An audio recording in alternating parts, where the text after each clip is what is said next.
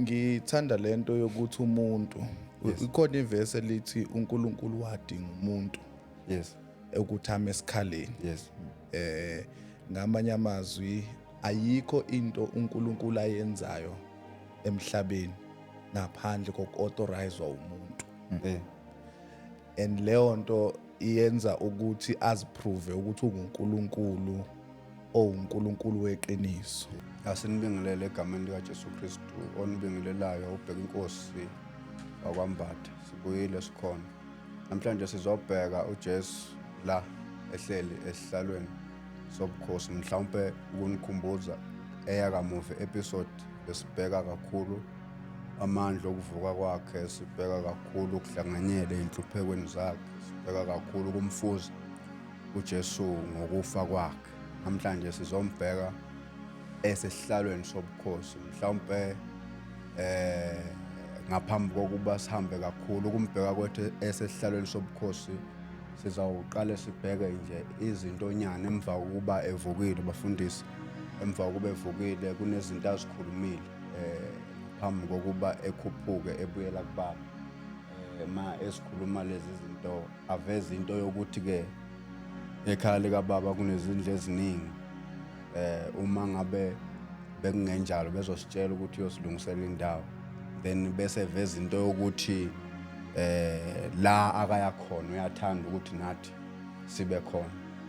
Ngithola ukuthi ke sizombheka ehlele esihlalweni ngawo kwesokunene sikaBaba, sithola ukuthi okuyila akakhona njenganamhlanje njengoba sizokhuluma, bese kuvela into ukuthi uthanda ukuthi nathi sibe lapho khona.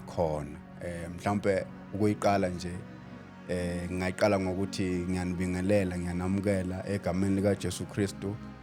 Bafundisi, singaze nginiqalise ngokukhuluma nginganibingelelanga, namukelekile ezweni nisekhaya. Amen.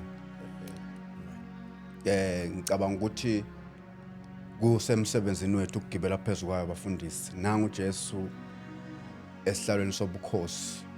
Kuvela into ukuthi ke uma ekhuluma nabafundi bakhe kuyinkulumo yokuvalelisa. Laphana kunumber 3 athi nanxa ngiya nginilungisela indawo ngobuye ngize nginibuyisele kimi ukuba lapho ngikhona nibe khona nani. Mhlawumbe uma ikhona into esingayisho siyigcizelele okanye siyibheke, kufanele ukuthi sibe conscious ngayo mangabe ukuthi khona izinto kufanele sizinakisise kule nkulumana yakhe lena ethi nje ubuyela kuBaba. Uma kuthiwa ethi kunezindlu eziningi, uma ngabe ukuthi uthi uma ngabe ukuthi bekungenjalo bengizonitshela ukuthi ke ngiyolungisela indawo, bese athi ke ngithanda ukuthi nami ngelinye ilanga nibe lapho nami ngikhona. Mhlawumbe angiqale ngawo. Amen. Wonderful greetings to you and viewers at home. Baba. Bengithi uzoqala umfundisi umpostoli. Amen. Mhlawumbe nje without ukumosha isikhathi mholi besikhuluma la, sikhulume ngokufa kwakhe, sakhuluma ukuvuka kwakhe, sakhuluma umfuza kwakhe. uPaul uveza into ethi ukuze sazane naye sonke lesi ento sikhulumile. Manje uveza ukuthi esezohamba wathi. Mhlawumbe before sifika lapho fanele sicheck ukuthi yonke lento yayimayelana nani, because this is about the kingdom and it's about the kingdom and the dominion esayiluza. Hence uzobona njalo Paul mayeveza usiveza as ambassadors of, you know, yes. So njoba sila asibala but yes. Sikhona. We are not of the world but we are in the world. So uJesu addresses izinto enjengale uma ethi ngiyafisa ukuthi nani nibe nami la ngikhona. Kodwa manje inkinga ukuthi khona izwe laphuma elithi have dominion ezweni. Uyabo? So ke sinikiwe lawo mandla noma wayezo replace or ukubuyisela lawo mandla wokuthi have dominion. So njengoba ke esehamba yena kukhona la kuthiwa khona wabaphefumulela, ebanikeza amandla okwenzani lawo mandla okuhamba ngendlela ahamba ngayo ngasikhathi esemhlabeni mhlawumbe ukube nje bekuya ngami ngabe sesiyavala sesithi glorification yini kodwa ke simbuka elaphana esesihlalweni ukuba kwakhe esesihlalweni kwenza ukuthi sikwazi ukuoperate thina emhlabeni njenga lokho operator yena yakhumbula ukuthi kuthiwe wenziwa isono kuba thina sibe i-righteousness so ke yena wazala thina ukuthi that's why at mangihamba mina nizokwenza more than what I have done akasho in quality but usho in quantity ukuthi angisho yena wayehamba eJerusalem kodwa manje kuzoba nomuntu eSouth Africa kube khona umuntu ose-America kube khona umuntu ose-Nigeria benza lento ayeyenza yena confined endaweni eyodwa you know so uma esho i-transfer of power kahle le ayenza ngalesikhathi ethi uyabephefumulela ebatshela ukuthi ekhaya kababa kunezindlu eziningi ukube bengenjalo bengizontshela and ngiyafisa ukuthi nani nibe khona iverse alivezayo la uJesu athi ungabasusa ezweni umthandazo wami ukuthi bangasuka ezweni why bengasuki because kwaba nento ethi have dominion yes mhlawumbe bafundisi ngibuye ngapha kukhona into uJesu akathi uma akhulume noNicodemus uma ekhuluma naye ethi ke uNicodemus ngenza kanjani kuba ngibe ingxenye yale kingdom obukhuluma ngayo Jesu wabe kade ekhuluma with the Sanhedrins laba abawu70 kodwa ekhuluma ngombuso manje sekuvela ukuthi ke babehlongoza ukuthi bafuna ukumbulala sekuvela ukuthi kodwa ke akwazi ukuthi engaba nezimangaliso ezingaka ebengaveli uNkulunkulu then nangu Nicodemus manje esefuna ukulandelela kahle ukuthi lento yakhe nezimangaliso ezingaka lo muntu ngempela uvele kuNkulunkulu aqhamuka sekathi ke siyazi ukuthi uvele kuNkulunkulu kodwa ke ake ungicacisele ukuthi ngingenza kanjani ukuze mhlawumbe ngibone or ngingene embusweni uJesu mphendula athi angeke kwenzeke ungazalwanga ukuthi ubone umbuso athi mayeqhubeka sethi ke ungengene embusweni kukhona into yokuwubona kukhona into yokungena of which is ukufana nokubona bese kuba experience into ukuthi ke manje usuye uya experience nanga ethi ke ngithanda ukuthi nibe lapho nami ngikhona ene into yokuthi uyinkosi ivela ngokuthi uzalwe eyinkosi kodwa emhlabeni akakaze kwenzeke asithole isihlalo kodwa usebenza uyaqeda then mayise ebuyela kubaba nangu simthola esesehlalweni mhlawumbe uma kukhona esingakusho uthanda ukuthi sibe lapho naye ekhona we are talking of this athi ke ungewubone bese kuba khona ukungena khona lento yokuthi ke mhlawumbe simbuka esesihlalweni kodwa khona into yokuya khona man lapho ekhona le ukungena like entering in the system of the kingdom of God mhlawumbe mfowethu ake ngithi azame ukubeka ngendlela esingabeka ngayo le ndaba yokungena embusweni noma yokuba lapho ekhona ithini into yalomyalezo kaJesu mayethi uthanda ukuthi sibe lapho naye ekhona amen Siqala sibingelele kakhulu yebo ngithola ithuba lokuba kule ndawo uzokhuluma indaba ezinjengalezi so kunento oyithintile la uma uJesu ekhuluma noNicodemus yes uqala uNicodemus he was interested ukuthi ke ngingangena kanjani so uJesu uke wathi kuNicodemus Nicodemus yenye into ekufana kuyenze kuwe ukuthi uzalwe kabusha uNicodemus wayibuka i-age yakho ukuthi ngingazalwa kanjani kabusha so uNicodemus wayibuka ukuthi sengimdala akukho possible ukuthi ngingazalwa kabusha wayesethi uJesu ke angisho ukuzalwa lokho kwenyama kodwa ukuzala kwabusha ungukuthi wena kumele ubhabhadiswe usindiswe egameni likaJesu Kristu so into ithi ke uNicodemus waba interested kuyiqiniso ukuthi asikwazi ukungena embusweni kaNkuluNkulu singaqalanga kuJesu uke wathi uJesu ngelinye ilanga mina ngiyindlela neqiniso wathi futhi ngiyisango akekho oya kubaba ngaphandle kwami. So uJesu la usivezela into ethi yena unamandla okwenza konke, unamandla emhlabeni, unamandla nasezulwini futhi ukuze simlandele. Asikwazi ukumlandela singekho kuye, futhi asikwazi ukumlandela singenaso isivumelwane naye, ngoba kunesivumelwane kumele sibe naso naye, yabo. So ukumlandela kwethu ngeke kufane nokumlandela kwabafundi bakhe. Elithi iBhayibheli abafundi bakhe bamlandela esenyameni, bebembona enyameni, thina simlandela uKristu emoyeni, engumoya. So izinto eziningi bona babe experience enyameni, thina izinto zikaKristu njengamanje sesi-experience kumoya. And futhi kuneyinhlupheko ezaba kuKristu ekumele ukuthi nathi as abalandeli bakhe inhlupheko enjalo sidlule kuzo ukugcwalisa umbhalo.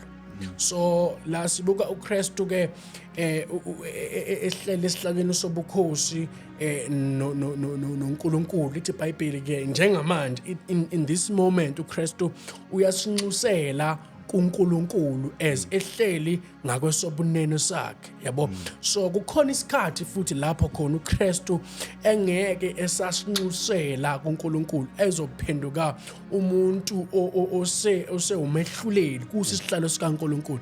Njengamanje singasho ukuthi ibandla lisanenhlanhla ukuthi lisangaphenduka ngoba uKristu njengamanje usasinxusela, but kunesikhathi lapho khona ibandla noma ngithi abantu bengeke sakwazi ukuphenduka uma uKristu engasayo yena umnxusi kodwa ese umehluleli. Singakuveza lokho uma sifunda like lathi iBhayibheli ke akakwazi uKristu abe umahluleli ibandla lingakafiki phambi kwesihlalo sobukhosi. Uma mhlambe sibuka amavesi angayifakazela, ikhona incwadi lapha kumaHubo 11 uverse number 4, kuba khona incwadi lapha na futhi kuMatthew 25 uverse 31-32. Liyasho iBhayibheli ukuthi ke kuyoba khona isikhathi lapho khona indodana yomuntu ihlukanisa, kube ngathi ihlukanisa izimvu zakhe ezimbuzini. So ukhona isikhathi lapho khona uKristu ayophenduka khona umahluleli engakabi manje usase umuntu omnxusi, kodwa mase kufika ibandla likaNkulunkulu selihluthile, the rapture, akabi uKristu imnxusi but uba umahluleli. Mfundisi, kule ndaba yenkulumo yokuvalelisa kaJesu, ngithola ukuthi ke uma ekhuluma nabo basuke beselisezini lokuthi ke usezohamba. Mayikhuluma nabo athi ke inhliziyo yenu mayingakhathazeki, kholwani yimi nikholo ubaba. Then mayikhuluma nabo athi ke uma ningithanda nogcina imiyalo yami, masethi ke uma esefike kubaba lapha noma ngakwesokunene sikababa athi ke ngiyawucela ubaba niphe omunye umduduzi, umoya weqiniso izwele ngemamukele ahlale kini phakade. Mhlawumbe if there can be something esingakhuluma ngayo kulelo phuzu lelo lokuthi ke uma esefikile esihlalweni sobukhosi okuyila afika acela khona ubaba ukuthi ke asiphe omunye umduduzi ukuze mhlawumbe singasali sodwa, ukuze mhlawumbe nathi sisale sihamba lendlela njengoba umfowethu kade veza ukuthi kukhona izinto ezinkulu esiyawuzenza, kukhona izinto athi uJesu ke khona izinto angakhonanga ukubatshela zona ngesizathu sokuthi babe ngakakulungeli ukuzithwala lezo zinto lezo ayengabatshela zona ngaleso sikhathi. Kodwa akathi lo mduduzi uma esefikile uzobafundisa lonke iqiniso, aphinde abakukhumbuze lokho abafundise khona, mhlawumbe azabafundise nalokho uJesu angafikanga kuko. Asingene baba. Sibingelele babukele ekhaya, sibonge bafundisi. Kule ndaba mfethu oyithintayo ela kuJohn 14 sekuyindaba ejwayelekile kakhulu, kanti inento ebalekile ekumele ababukeli ekhaya nokholwayo bayibambe. iBhayibheli lithi uthi uJesu inhliziyo zenu mazingakhathazeki bese thi kholwani uNkulunkulu likholwe nayimi. Bese veza into yokuthi in my father's house are many mansions. Uma bekungenjalo uthi bengiyokubuya nginitshele ukuthi ngiyonilungiselela indawo ukuze kuthi la ngikhona nani nibe khona. So sizokhumbula ukuthi umuntu noNkulunkulu they were separated from Genesis because of isono. Now into eyenziwe uJesu was to bring umuntu so that umuntu cannot be separated noNkulunkulu forever. But uJesu uyicebo lokuthi umuntu abe in union noNkulunkulu. Now uJesu ukuvezile kakhulu eBhayibhelini ukuthi yena noBaba bamunye. Now akafunanga ukuthi that relationship yakhe noBaba kube eyakhe noBaba. Otherwise uJesu wayengekeze kubantu. But I guess ingqikithi yokuthi uJesu eze was so that into yokuthi umuntu abuyelane noNkulunkulu yenziwe ibe possible. Now singathi kubasiza ababukele ekhaya omunye angayibuza ukuthi kwenziwa yini ukuthi uJesu athi in my father's house are many mansions, because normally mansions are bigger than houses. Yes. Now kwenziwa yini ukuthi kube naleyo nkulumo enjalo, but we'll remember ukuthi uJesu iBhayibheli lithi ekukhulumeni kwakhe nasekufundiseni kwakhe he was speaking in parables. Now kufuneka ukuthi into akayikhulumile ichazwe icacise ukuthi what does it mean. Now igama elithi mention igama elithi indawo yokuhlala okuchaza ukuthi kubaba, I mean in my father's house. Uma ethi in my father's house many mansions okuchaza ukuthi in his father's house ukhona indawo yokuhlala. Now ekaba le ndawo yokuhlala mawufunda iBhayibheli I think is John 17 uJesu kuvezile ukuthi mayethandaza uyithintile into yomthandazo kaJesu eGetsemane. Uthi the glory which you have given me, uthi I have given that glory kubo. Wayesethi so that nabo bezoba one of us. So the reason iglory unginikile so that I also transfer that glory kubo, so that we are all one. They can be one of us. Now yini mhlambe ngingabasiza ababukeli ekhaya bafundisi ngizongivumela ukuthi kambe what is the house of God? What is the house of God? Njengoba ethi uJesu in my father's house there are many mansions. Kusho ukuthi in this house there are many dwelling place for God the Father, for the Son, and also for the Spirit. Okuchaza ukuthi indlu okukhulunywa ngayo is the believer. Khumbulani ukuthi uJesu has made umuntu abuyiselane noNkulunkulu. It was going to be impossible uma uJesu ubengekho, and uma uJesu akafanga wambela wavuka ibingeke ibe khona leyo union between umuntu noNkulunkulu. So kusho ukuthi umsebenzi kaJesu from the cross to the grave to him rising was so that indlu ilungiswe, because ubengeke umoya kaNkulunkulu ahlale endlini engalungisiwe, and endlini that is far from God. So into uJesu akazoyigcizelela noma azama ukuyiveza kubafundi bakhe before he depart ukuthi let them be sure ukuthi inhliziyo zabo zingakhathazeki. Let them be convinced ngoNkulunkulu. Inhliziyo yabo mholi ile yokuthi mayithi inhliziyo yenu mayingakhathazeki.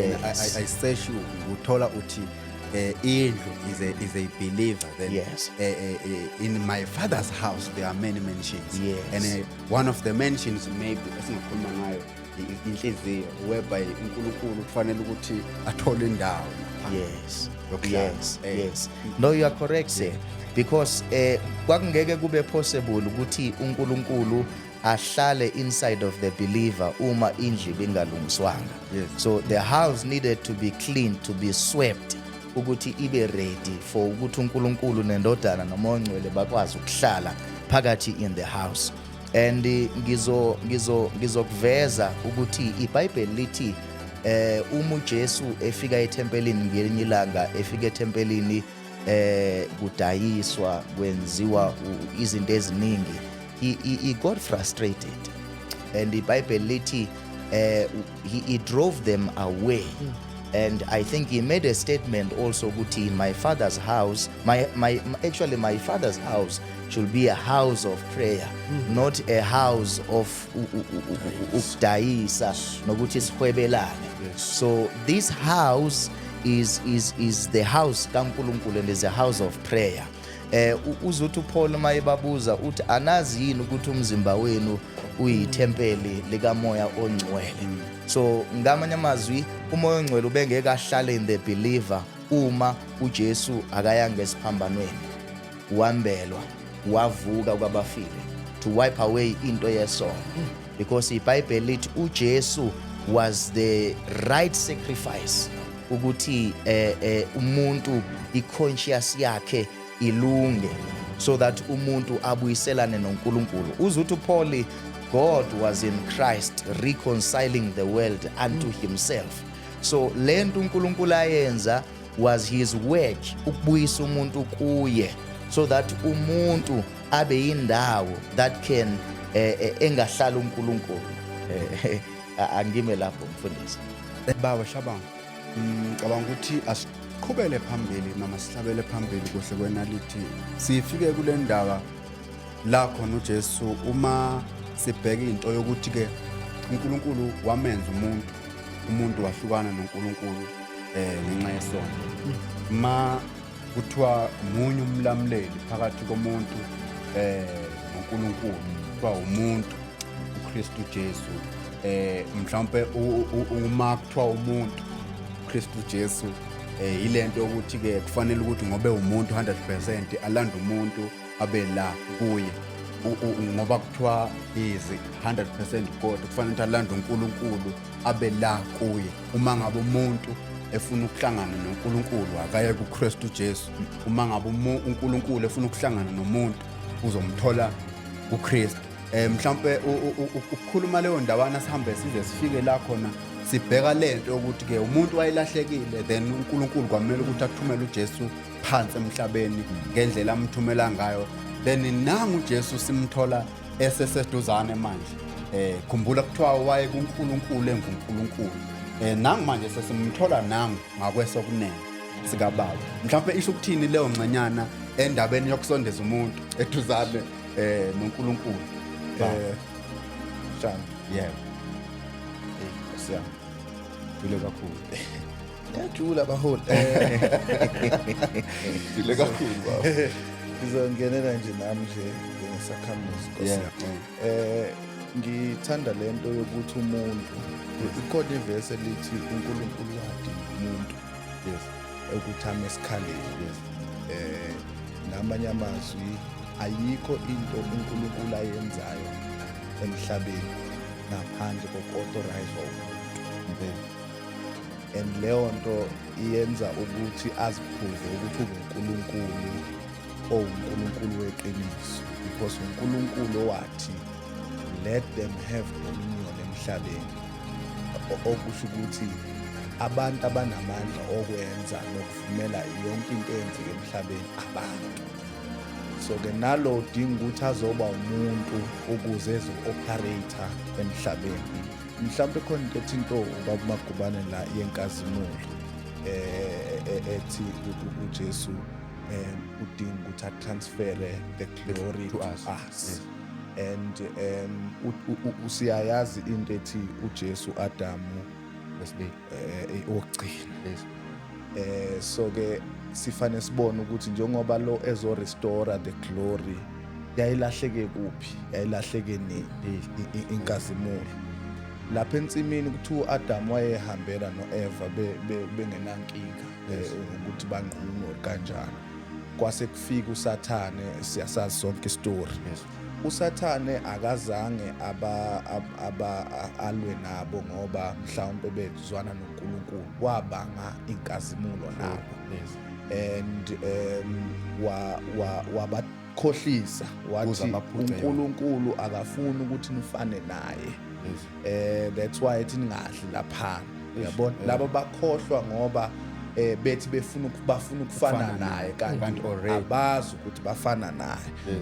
So ke mabe strichwa leyo nkazimulo leyo, kwadingeka ukuthi mabethathela inkazimulo base beyayibona manje ukuthi sebeqhuma.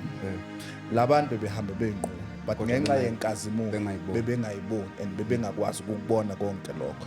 So ke the glory ikaNkulunkulu yasiyathathwa kanjalo. Mhlawumbe uchazela umbukele ekhaya yini glory kaNkulunkulu. The glory of God culture kaNkulunkulu in the kingdom. So ngamanye amazwi uNkulunkulu can operate kwi kingdom yakhe ngeglory. Isimilo sikaNkulunkulu angashare namuntu.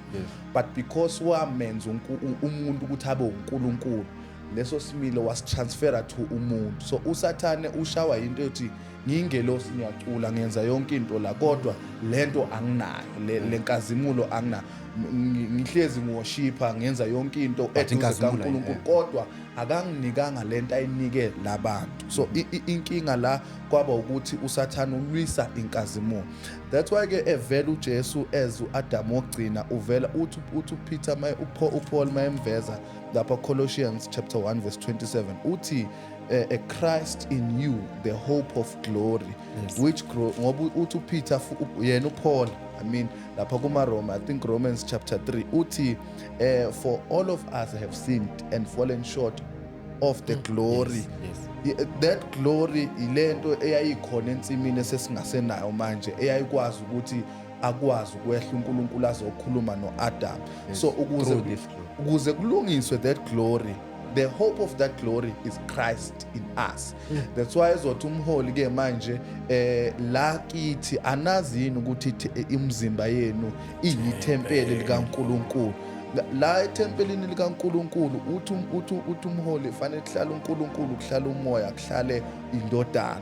So that glory njengoba ethi sibe munye kule nkazimulo uchaza lokho ukuthi siyabuyiselwa la sasikhona. Ngamagama sesiyakwazi yabona makudabula isihenqo setempeli zonke lezo zinto kusho ukuthi sesiyakwazi angisho sasivinja ukuthi asakwazi ukukhuluma naye ngenxa yenkazimulo.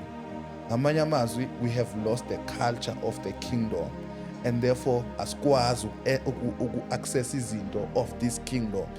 So uChrist being the hope of the glory na uzo restore what was lost.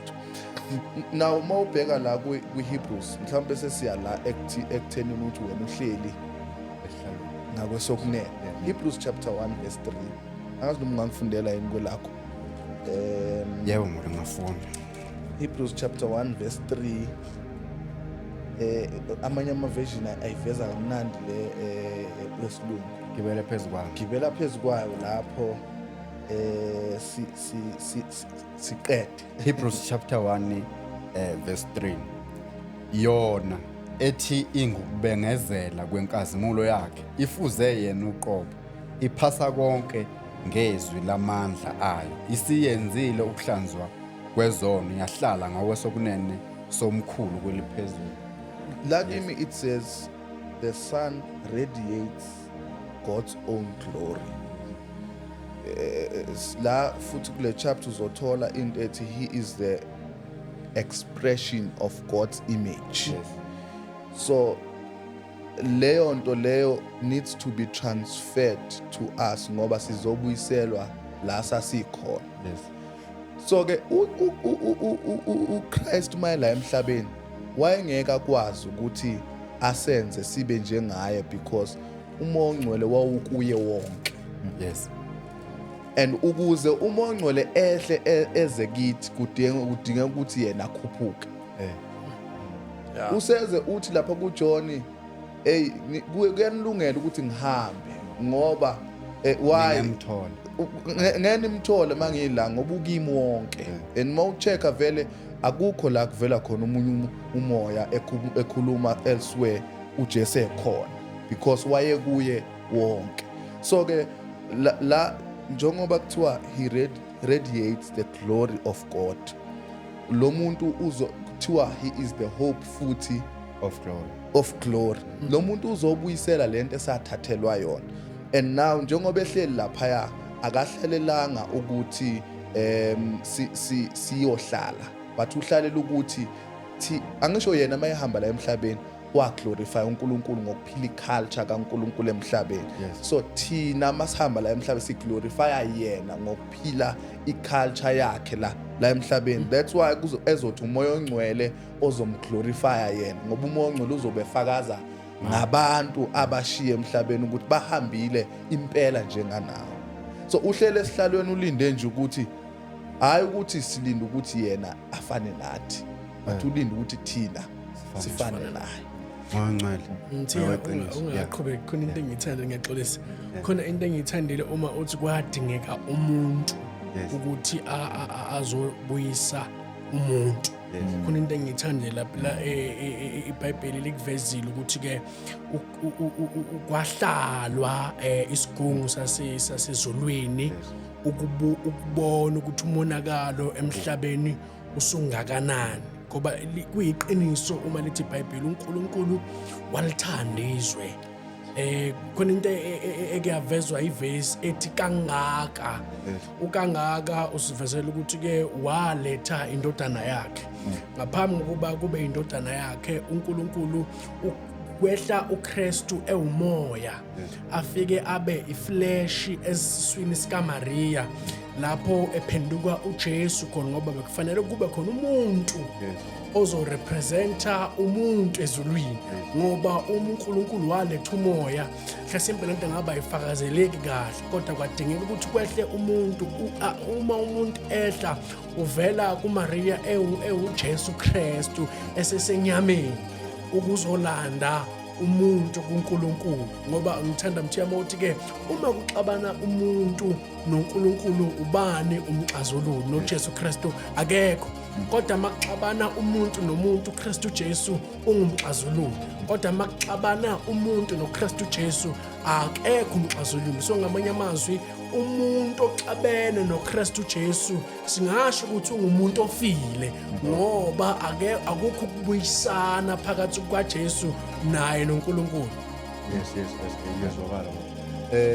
Coming to this topic of umholo okukhuluma ngayo yokukhazimulisa kukaJesu ephinda adlulisa inkazimulo. Ukhona indawo esinokukhuluma ngayo ekhaya yokuthi mawube lomqondo owakuKristu Jesu okwathi enesimo sobuNkulunkulu akazahle lokho into yokuphangwa.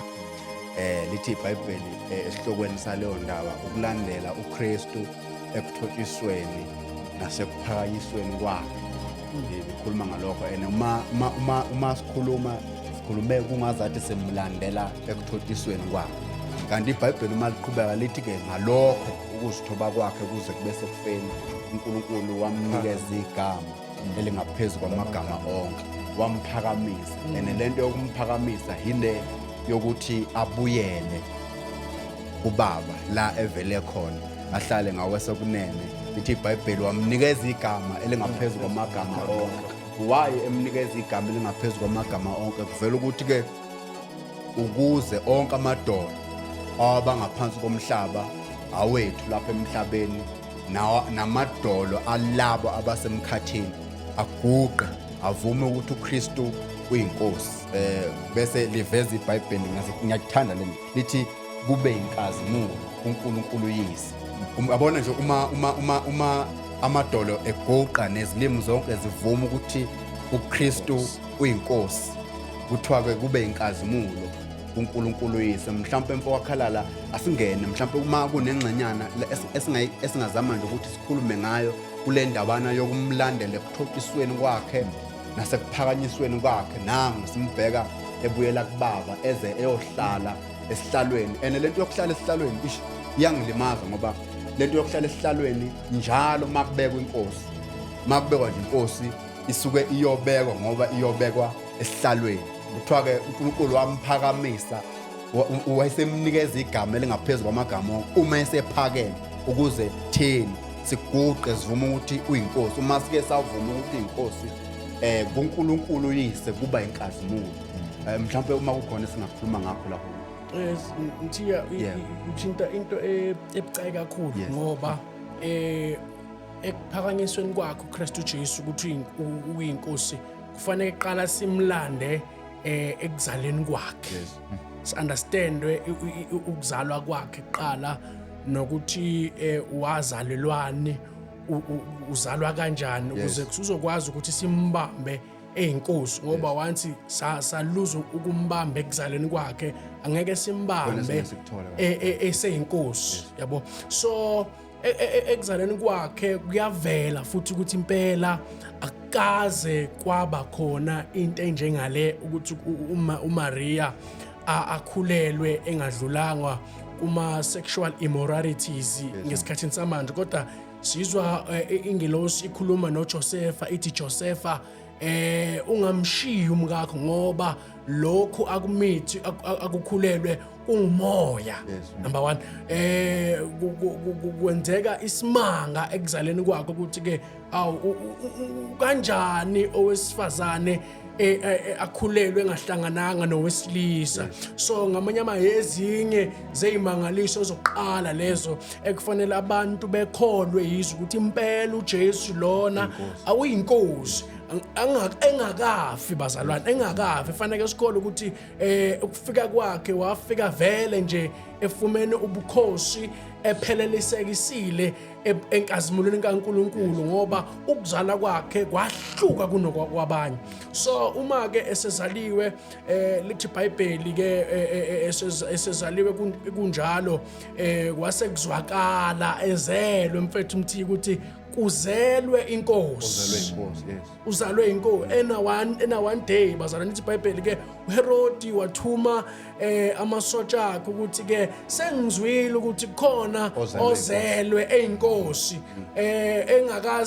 engakaze aphile mhlawumbe noma engakaze bonakala enza imisebenzi kodwa kuzwakale imiyalezo ukuthi khona ozelwe oyinkosi so manje lithi iBhayibheli uHerodi wayesethuma izazi ukuthi ziyobuka ukuthi ngempela lenkosi izelwe iqhamuka asiveze indawo encane ukuthi yini efuna ukuthi uHerodi abulale uJesu ukuthi uyinkosi inkosi ayivele esibongweni sakaHerodi so kulindeleke ukuthi umuntu ozoba inkosi aqhamuke esibongweni salo ovele eyinkosi so manje uma eyinkosi engaveli kulesibongo sekusho ukuthi ke laba amandla ayaphucwa kubo sekuthi nayo ozoba inkosi that is why afuna ukumbulala ukuthi nje lo akavele esibongweni sabo noma akaveli kwinzalo yakhe kodwa uvela eyinkosi eqaleni kwakhe so uma ke silubuka uJesu ke impela ekhula enza imangaliso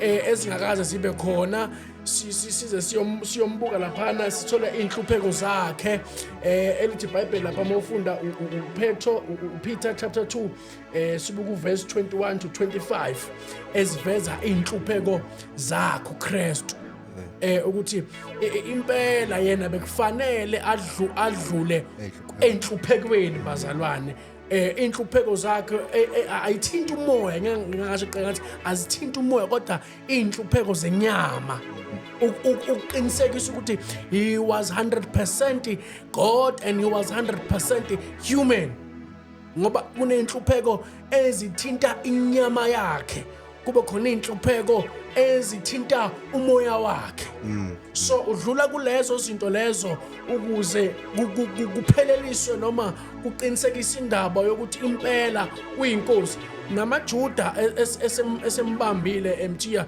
namabukeli bamphanyeka esiphambanweni emthini wehlazo babhala benza nje ijoke ukuthi inkosi yamaJuda kanti sebegcwalisa umbhalo ukuthi wazalwa vele eyinkosi and umele ukuphakanyiswa uma bembethela endaweni yaseGolgotha bona babembethela ngokuthi nje indawo abenza kuyo lowo msebenzi kanti indawo ephakeme ethi iBhayibheli indawo ebikade noma ngabe uphansi ubukwazi ukubona lapha ukuthi kwenza khona ophezulu so ukubethela kwakhe bembeka lapha bebengazi ukuthi beyamphakamisa vele ukuthi uyinkosi loyana kodwa bathi bona bayambulala.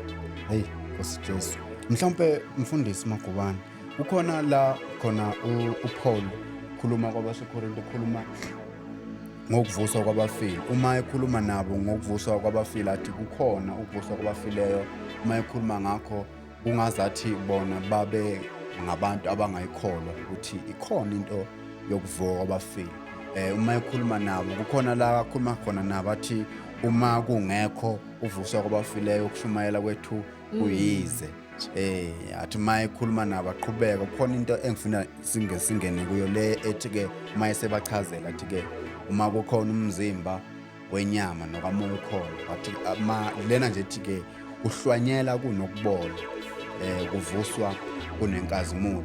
Mhlawumbe ungena kukhona lengxenyana oyithintile ngiyithanda lena ethi a glory of God itransferwa from uNkulunkulu iza kuJesu belisuka kuJesu athi ke nami banikeza yona for ukuthi nabo babe munye kanye nathi and kunezinto uJesu lokho azisho athi hlalani kimi nami kimi lento ukuthi masihlala kuye bese ethi njalo nobaba kimi yini ethi asihlalele kuyo sihlalela kuyo ukuthola lo baba lo walenkazimulo. Mhlawumbe kule ndawo nethi nje ukuvuka kwabafileyo kukhona kwathi ke athi ke kukhona ukuvuswa kwabafileyo kodwa ke umuntu nje uma efakwa sokwazi ukuthi uyobola lapha kodwa kukhona ukuvuka kwabafileyo kufake kuvuswa kunenkazimulo. Mhlawumbe asingene lapho. Siyabonga kakhulu bafundisi. Uthinta indaba enkulu kakhulu baba ukuthi nje namhlanje sikhuluma ngoJesu ehlezi esihlalweni sobukhosi. Ngiyafisa ukuthi ababukeli bangasala ekhaya. Abafundisi sebeveza izinto ezinkulu ezibalekile. Kakhulu I think umfundisi uvezile ukuthi uJesu esesihlalweni sobukhosi uyi-advocate. Umela abantu kusho ukuthi mangathiwa abantu bayithola sebeyona including nathi esikholwayo uthi sazi ukuthi we have an advocate ummeli okwazi ukusimela yena oyicebo nesihlengo sezono zethu. Now uNkulunkulu akasayibuki ngempela into yesono. Angazi why ngigcizelela kulama podcast lento mfundisi kodwa ngiyafisa ukuthi abantu bazi ukuthi uNkulunkulu into yesono akusinto emwarisayo at this point. Why? Because he has dealt with into yesono. uJesu has dealt with into yesono. Njengoba ethi umfundisi ngapha ukuba kwakhe lapha esihlalweni sobukhosi he's doing umsebenzi wokusimela. He intercede for us. U-intercede kanjani? Ukuba khona kwakhe ukuthi yena njengoba elapha esihlalweni asikuveza ukuthi akasi uNkulunkulu njengoba elapha. Konke akakwenza wenzela njengoba elapha esihlalweni umuntu lo ohlezi esihlalweni. Yes. Umuntu o representa mina nawe. Anishabangu ke ukusike wathi ushabangu akunamathambo ethuneni lakhe wavuswa nawo ukuthi umzimba womuntu uphelele umuntu akusi uNkulunkulu lo ohlezi esihlalweni sobukhosi. Now iBhayibheli lithi thina sifaniswa noJesu. Now lize lithi angisho simfuzile ngokufa ngokumbelwa nangokuvuka. Bese ligcina lithi iBhayibheli njengoba avuswa lithi angisho uhlezi ngakwesokunene sikaNkulunkulu. Bese lithi nathi sihlezi naye esihlalweni sikaNkulunkulu. Sihlezi naye esihlalweni sikaNkulunkulu. Remember njengoba ehlezi lapha ya is an advocate, is a high priest.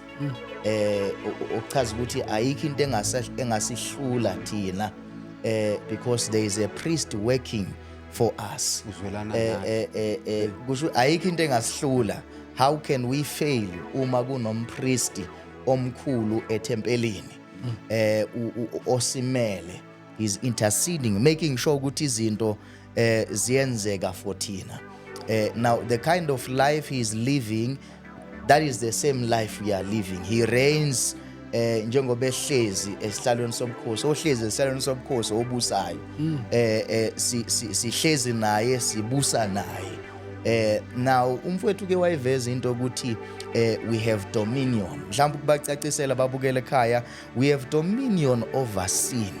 Okuchaza ukuthi akusenento engenza ukuthi sigcine sibalwa esonweni.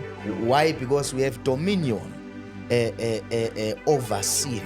Okuchaza ukuthi njengoba sihlala kuNkulunkulu naye esihlala kithi, there's no way ukuthi we can still live in sin. We can continue to live in the nature of sin. How? Because already that is a way provided for us. Uzuthi Paul singaqhubeka kanjani sihlale khona uJesu esasenzela? We cannot, because it will mean uma siqhubeka sihlale esonweni we are ignorant. It will mean ukuthi we are ignorant, asazanga ukuthi uJesu wenzani. But thina we know ukuthi uJesu wenzani. And into ayenza iBhayibheli lithi his sacrifice was once and for all. And lithi iBhayibheli le sacrifice ayenza was the right sacrifice. Okuchaza ukuthi ayisekho enye isacrifice eyoba khona besides le uJesu ayenza. Lize lithi iBhayibheli angeke asabuya zokufa futhi. Ambelwe futhi. Into uJesu ayenza has been completed. Now that's why iBhayibheli lithi sinommeli. Why sinommeli? Because every time we fall. Now kwakungeke bafundisi, ake ngiveze lento. Kwakungeke ukuthi uJesu asifele ezonweni, enze wonke lo msebenzi awenza, bese ngaphezulu kwalokho into yensindiso incike emandleni ethu. Because into yokusindiswa umsebenzi kaNkulunkulu, and okaNkulunkulu kuphela. Yes. Otherwise uma bekunento ebesingayenza thina, lize lithi iBhayibheli uPaul okhulumayo athi there are people whom they have a zeal of God. But uthi they have a zeal of God not according to knowledge. Uthi they are ignorant. Why they are ignorant? Because they still believe ukuthi umsebenzi wensindiso they contribute.